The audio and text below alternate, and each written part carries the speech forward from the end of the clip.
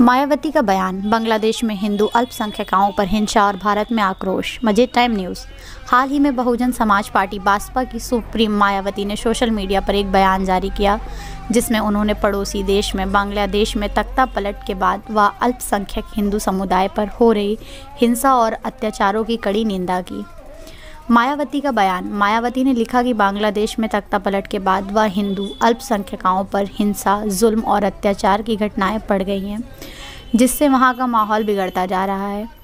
उन्होंने इसे अति दुखद और चिंताजनक बताया। भारतीयों में आक्रोश। मायावती ने ये भी कहा कि इन घटनाओं के चलते भारत के लोगों में बहुत आक्रोश है। हिंदू अल्पसंख्यकों पर हो रही यह हिंसा न सिर्फ बांग्लादेश में बल्कि भारतीय समाज में भी चिंता का कारण बन गई है। भारत सरकार से अपील। उन्होंने भारत सरकार से अपील की कि वह इस मामले पर संसद में बयान दें और बांग्लादेश सरकार से इस स्थिति को लेकर उचित कदम उठाने की मांग करें। मायावती ने यह भी कहा कि यह भारत की जिम्मेदारी बनती है कि वह पड़ोसी देश में हो रही इस हिंसा के खिलाफ आवाज़ उठाएं। बांग्लादेश में बिगड़ते हालात। बांग्लादेश में हो रही हिंसा खासकर हिंदू अल्पसंख्यकों के खिलाफ बढ़ती जा रही है।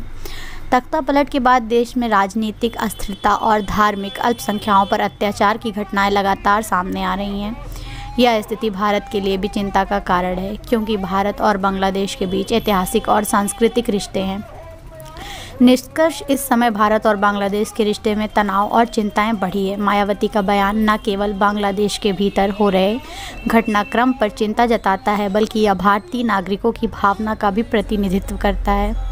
उसका मानना है कि भारत सरकार को इस मुद्दे पर सख्त और प्रभावी कदम उठाने चाहिए। आखिरकार मायावती ने बांग्लादेश सरकार से उम्मीद जताई कि वो हिंदू अल्पसंख्यकों के खिलाफ हो रही हिंसा को रोकने के लिए ठोस कदम उठाएं, ताकि इस क्षेत्र में शांति और स्थिरता बनाई जा सके।